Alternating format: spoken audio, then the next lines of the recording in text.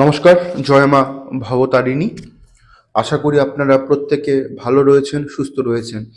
এই ভিডিওতে আমি আপনাদের সামনে আলোচনা করব 2025-এর সামগ্রিক পরিস্থিতি।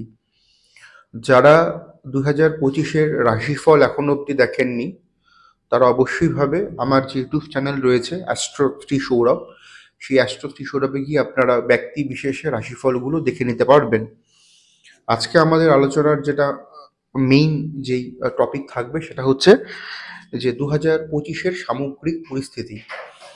আজকে আপনারা বিভিন্ন অ্যাস্ট্রোলজারের প্রোগ্রাম ইউটিউবে বা ফেসবুকের মাধ্যমে দেখেছেন, এক একজনের এক এক রকম মন্তব্য রয়েছে। যাই হোক, আমি সেগুলো দীর্ঘায়িততে আমি যাব না।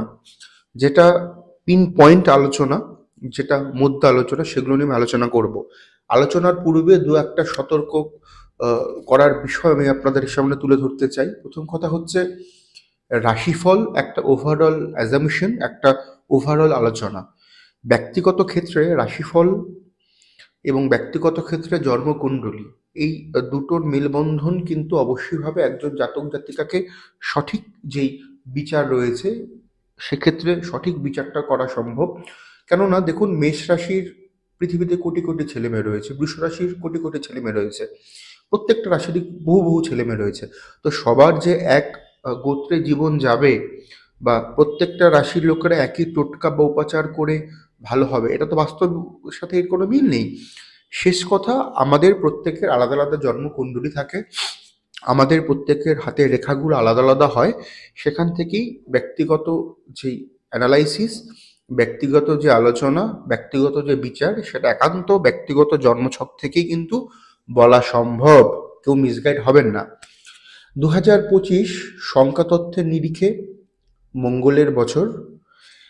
এই বছর সবথেকে আমাদের নবগ্রহের মধ্যে সবথেকে বেশি যে লিডার বা যে লিডিং ক্যাপাসিটিতে থাকবে সেটা হচ্ছে স্যাটার্ন, সেটা হচ্ছে রাহু এবং সেটা হচ্ছে মঙ্গল। এই তিনটে যে প্ল্যানেট রয়েছে, মার্স, স্যাটার্ন এবং রাহু, এই তিনটে গ্রহের ভূমিকা 2025-এ সব থেকে বেশি থাকবে। এবং অদ্ভুতভাবে শাস্ত্রীয় মতে এই তিনটে গ্রহ মানে মঙ্গল, শনি এবং রাহু তিনটেই কিন্তু অশুভ গ্রহ হিসেবে নবগ্রহের মধ্যে চিহ্নিত রয়েছে। তার মানে বুঝতেই পারছেন 2025 যে উল্লেখযোগ্যভাবে খুব পজিটিভ বছর বা খুব ভালো বছর, সেটা কিন্তু একদম নয়। যারা আমার ইউটিউব চ্যানেল ফলো করেন, যারা আমার পেজ ফলো করেন, তারা অবশ্যইভাবে জানবেন, আমি বলে রেখেছিলাম ওগুলো আমি আরেকটু ডেপথ আপনাদেরকে বলে দিচ্ছি। এই বছর চারটে মেজর প্ল্যানেটের ট্রানজিট রয়েছে। বৃহস্পতির ট্রানজিট রয়েছে, রাহুকেতুর ট্রানজিট রয়েছে, শনির ট্রানজিট রয়েছে। এই চারটে বড় গ্রহ, এদের ট্রানজিটগুলো রয়েছে। মানে যারা বেশি সময় ধরে এক একটা ঘরে থাকে, শনি 2.5 বছর করে থাকবে, রাহু 2.5 বছর, রাহু 1.5 বছর, কেতু 1.5 বছর, বৃহস্পতি জুপিটার 1 বছর করে থাকবে। তো এই 2025-এ চারটা প্ল্যানেটেরই কিন্তু ট্রানজিট রয়েছে। এবার ব্যাপারটা হলো, আমাদের এপ্রিল মাস থেকে নিয়ে অগাস্ট মাস অবধি এই সময়টা, এপ্রিল থেকে নিয়ে অগাস্ট মাস অবধি এই সময়টা কিন্তু আমাদের জনজীবন, আমাদের সোসাইটির জন্য ভালো নয়। এই ভালো নয় কথাটা, এটা কিন্তু আমি পার্টিকুলার কোনো রাশির ক্ষেত্রে বলছি না। দেখুন, খুব ভাবনা চিন্তা করে, আমাদের সোসাইটি যদি ভালো থাকে, আমাদের সমাজ যদি ভালো থাকে, তবেই তো আমরা ভালো থাকতে পারবো। আজকে কোভিডের সময় সবারই কি ভাগ্য খারাপ ছিল বা খারাপ হয়েছে একসাথে? নিশ্চয়ই নয়।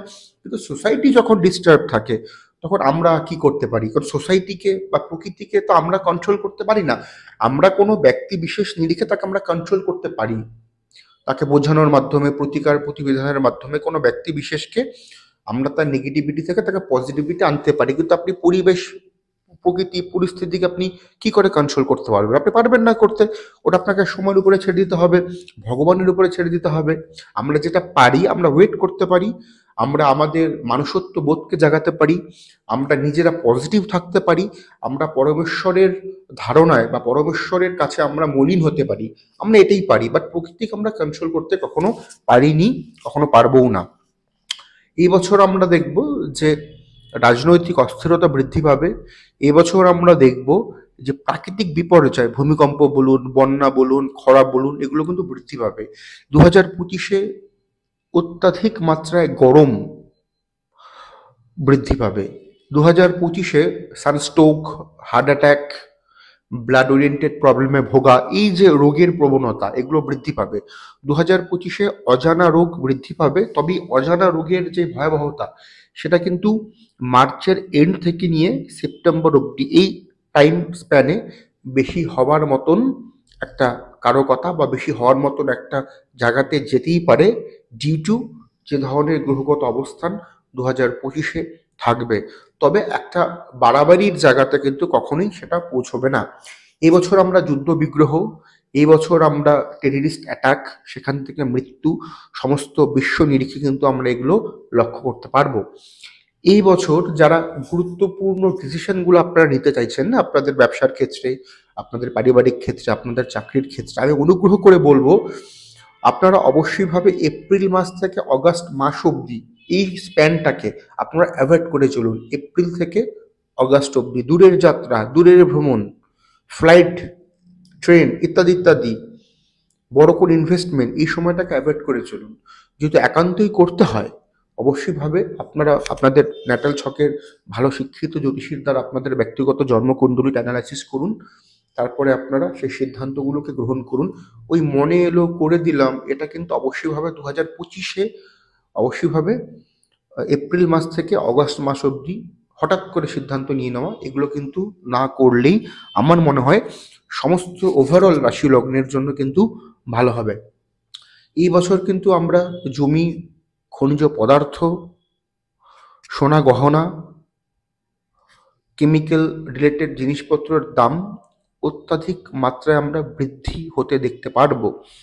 এই বছর বেশ কিছু সরকারি এবং বেসরকারি ফিল্ডে কর্মের যোগান বা কাজের যোগান সেটাও কিন্তু বৃদ্ধি হতে আমরা লক্ষ্য করতে পারবো। এই বছর কিছু নিত্য নতুন টেকনোলজি আবিষ্কার হবে, যেটা আমাদের ভবিষ্যতে একটা ভালো আমাদেরকে কাজে দিবে, আমাদের ফিউচারের জন্য একটা পজিটিভ ওয়ে খুলবে। এরকম কিছু টেকনোলজি সেক্টর বা কোনো টেকনোলজি ইনস্ট্রুমেন্টস কিন্তু 2025-এ অবশ্যইভাবে আবিষ্কার হবে। এই বছর আমরা অবশ্যইভাবে লক্ষ্য করতে পারবো যে রাজনৈতিক কোনো দল সেটা হঠাৎ করে তার পতন হয়ে যাওয়া, এই ধরনের ঘটনার সম্মুখীন 2025-এ কিন্তু আমরা হতেই পারি।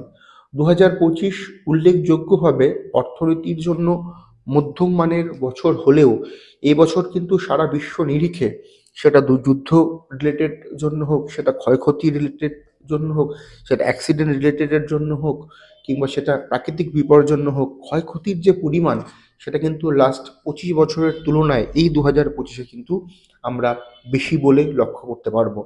এই বছর আমাদেরকে আমাদের সিদ্ধান্তগুলোকে খুব ডিসিপ্লিনভাবে, খুব খুব খুব ভাবনা চিন্তা করে নিতে হবে।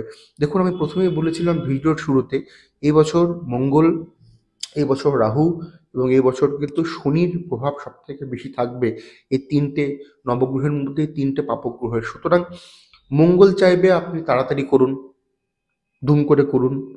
শনি চাইবে আপনি ভুল করুন। রাহু চাইবে ইলিউশন তৈরি করে দেওয়া, রাহুর কাজ ইলিউশন তৈরি করে দেওয়া। তো সুতরাং কোনো ছল চতুরি কপটতার সাথে না পড়ে গিয়ে আপনি প্ল্যান করে, আপনি সময় হোক 2025-এ না হলে 2026-এ হবে, প্ল্যান করে সুন্দরভাবে কিন্তু আপনার সেই সিদ্ধান্তগুলোকে নেওয়াটা উচিত হবে। সেটা সমস্ত রাশি লগ্নের ক্ষেত্রে আমি বলছি, এবং সেই সিদ্ধান্তগুলো ছোট বড় মাঝারি যে রকম সিদ্ধান্ত হোক, সব ক্ষেত্রে সেটা পরিবার নিয়ে হতে পারে, সেটা আপনার কেরিয়ার, অর্থনৈতিক সিদ্ধান্ত, যে কোনো সিদ্ধান্ত খুব ভাবনা চিন্তা করে কিন্তু আপনাদেরকে গ্রহণ করতে হবে, কোনো তাড়াহুড়োর মধ্যে নয়। যারা গাড়ি ঘোড়া চালান তাদের উদ্দেশ্যে বলবো, সমস্ত রাশি লগ্নের ক্ষেত্রে আপনারা একটু সতর্কভাবে এবছর গাড়ি ঘোড়া চালাবেন, আপনারা সতর্কতার সাথে কিন্তু গাড়ি ঘোড়া চালাবেন। আমার একটাই কথা সমস্ত রাশি লগ্নের উদ্দেশ্যে, এই বছর যত আপনি ঠান্ডা মাথায় ডিসিশন নিতে পারবেন, আপনার সাকসেসের গ্রোথ ভালো হবে। যদি তাড়াহুড়ো করে কোনো ডিসিশন নেন, যেগুলো আপনার পজিটিভ কাজকর্ম ছিল, যেগুলো আপনার প্লাস পয়েন্ট ছিল, সেগুলো কিন্তু মাইনাস হয়ে যাবে। সুতরাং খুব ভাবনা চিন্তা করে সমস্ত রাশি লগ্নের লোকেরা সিদ্ধান্তগুলো নেবেন, এবং পরমেশ্বরের কাছে আমরা এটাই প্রার্থনা করব যাতে আমাদের পরিবেশ, আমাদের সোসাইটি, আমাদের পৃথিবী, আমাদের দেশ, আমাদের রাজ্য, আমাদের শহর, এবং আমরা প্রত্যেকে হিউম্যান বিং, প্রত্যেকে যেন ভালো থাকি। পরনিন্দা, পর সমালোচনা এগুলো করা কখনোই উচিত নয়। এতে আমাদের রাহু খারাপ হয়, আমাদের বৃহস্পতি খারাপ হয়। আরেকটি গুরুত্বপূর্ণ বিষয়, বিভিন্ন সোশ্যাল মিডিয়া, বিভিন্ন অ্যাপের মাধ্যমে জ্যোতিষী দেখানো উচিত নয়। সেখানে আপনার অর্থ নষ্ট এবং আপনি মিসগাইড হয়ে যাবেন, এবং কি এই ধরনের এক রকমের যারা সাইবার ক্রাইম করে তারা এক রকমের ট্র্যাপ কিন্তু বিভিন্ন বিভিন্ন সেক্টরে সাজিয়ে রেখেছে। আপনারা যেই জ্যোতিষী পছন্দ তার চেম্বারে গিয়ে ফেস টু ফেস সেখানে কিন্তু অ্যানালাইসিস করুন। কোনো অ্যাপের মাধ্যমে বা ফোনের মাধ্যমে কখনোই ভালো জ্যোতিষীয় পরিষেবা বা ভালো মেডিকেল পরিষেবা নেওয়া সম্ভব হয় না, কথাটা মাথায় রাখবেন। আপনাদের শারীরিক অসুস্থতায় ডাক্তারের চেম্বারে গিয়ে পরামর্শ করুন।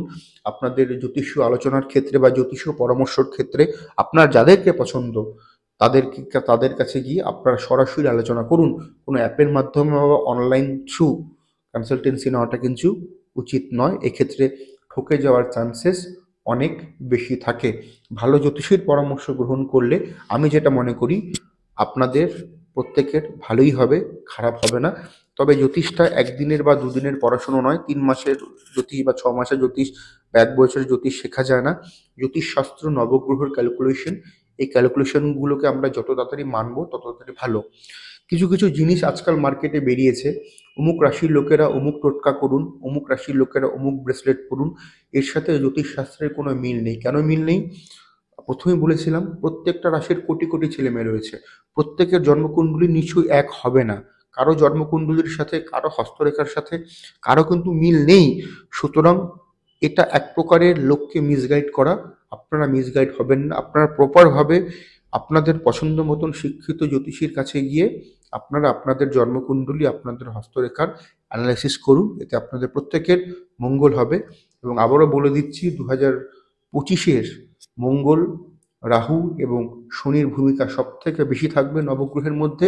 এই 3টে পাপগ্রহে এবছর খরা, বন্যা, ভূমিকম্প, প্রাকৃতিক দুর্যোগ, অ্যাক্সিডেন্টের প্রবণতা, রাজনৈতিক অস্থিরতা, যুদ্ধ বিগ্রহের বছর।